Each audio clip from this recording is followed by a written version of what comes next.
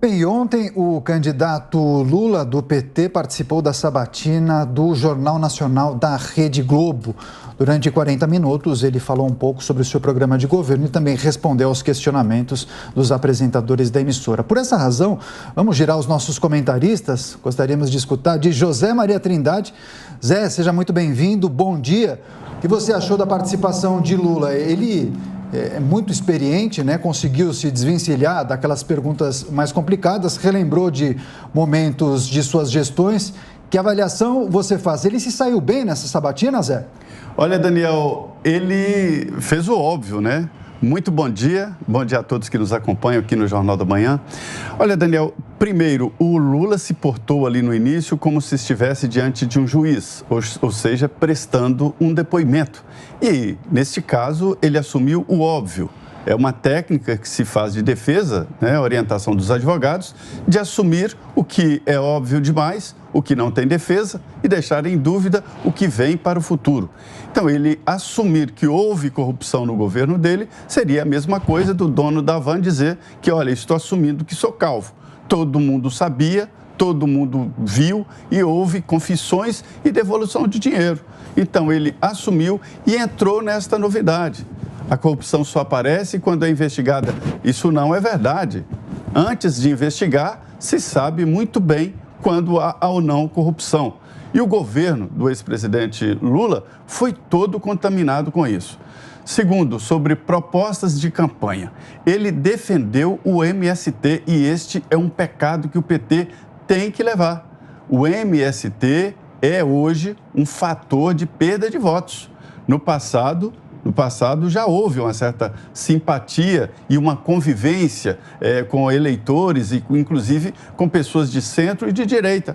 Hoje não, todos já sabem exatamente como age e o que é o MST.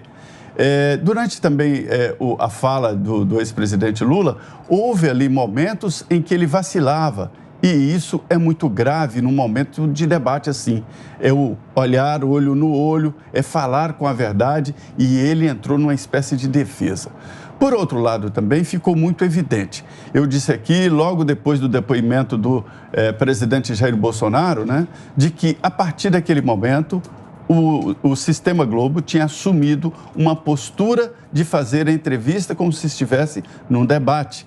E não houve esse debate. Todo mundo viu que há uma diferença muito grande ao fazer as perguntas e fazer o debate com Jair Bolsonaro, que foi interrompido várias vezes, foi massacrado, e ontem com o ex-presidente Lula. Então, isso muda completamente o jeito de se fazer uma entrevista e o jeito de se fazer um debate. Aquilo ali, com o Jair Bolsonaro, foi um debate. Com o Lula, foi exatamente uma entrevista, deixando que ele falasse o que quisesse. E ali ele falou algumas inverdades, né? Ele aumentou muito o que poderia ser cortado pelos entrevistadores, então foi essa a situação.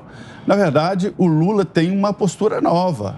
Ele ali mostrou uma postura nova, admitindo que houve corrupção no governo dele e tentando separar o que é o governo e o que é o governante. Amanda e Mota, rapidamente agora, mais tarde a gente vai voltar a discutir a sabatina de Lula no JN. Você achou que foi a primeira vez que o Lula admitiu corrupção no seu governo, mas ele disse sobre o mensalão, por exemplo, que o orçamento secreto é ainda pior e as emendas de relator um verdadeiro escárnio. Bom dia, Adriana. Bom dia a todos. O Lula saiu muito bem, isso é inegável. Ele dominou totalmente a cena, dominou aquele espaço, admitiu a corrupção, como você disse, e falou, olha, se as pessoas confessaram a corrupção, é porque houve a corrupção. Mas imediatamente fez essa comparação, a qual você também se referiu, Adriana, que foi considerada uma estratégia muito habilidosa. Ele comparou o mensalão ao orçamento secreto. Eu nem vou entrar no mérito se as coisas são comparáveis ou não, eu acho que em algum grau são comparáveis, mas ele joga para o colo do seu adversário as mesmas acusações, a mesma pecha de corrupção. Ele mostra que a corrupção continua acontecendo no governo. O Lula é um político muito habilidoso, ele fez o melhor uso que ele poderia fazer daquele espaço de 40 minutos de Jornal Nacional. E ao contrário do presidente Bolsonaro, em que pese as críticas aos entrevistadores foram menos duras, isso não interessa. Ele dominou a cena jantou os entrevistadores e ainda deu o recado para a população brasileira. E ele tinha uma estratégia muito clara, que era sinalizar para o centro do espectro político e ganhar votos de indecisos. Não sei se ele conseguiu ganhar votos, mas ele certamente faturou a entrevista. E isso não é admitido apenas pela campanha lulista, que saiu muito satisfeita com o desempenho do candidato. Isso é admitido, inclusive, por fontes com quem eu conversei na campanha do Bolsonaro.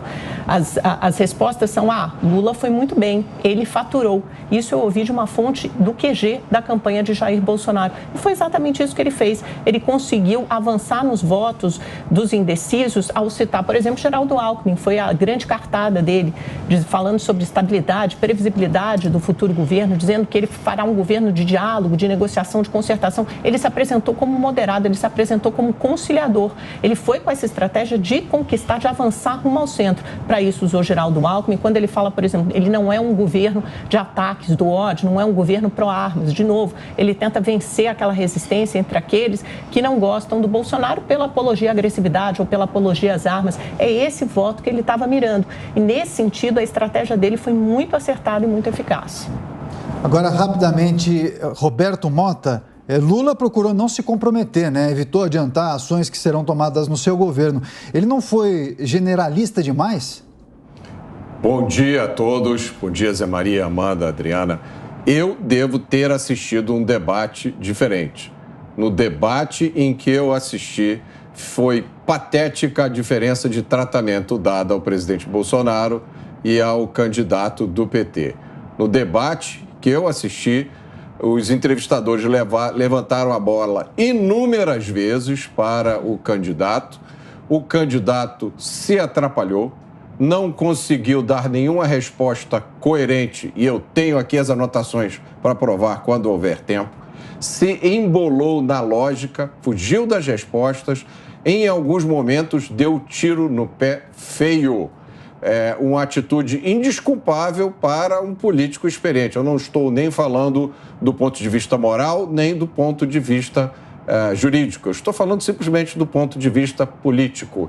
Ele se esquivou, jogou o pepino no colo dos outros, chamou a sua militância de torcida de futebol, entre outras coisas. Agora, eu só queria encerrar lembrando a frase lapidar que começou, né? A frase que começou a entrevista ela terminou com esse seguinte trecho: portanto, o senhor não deve nada à justiça. O Jornal Nacional virou a última instância da justiça brasileira.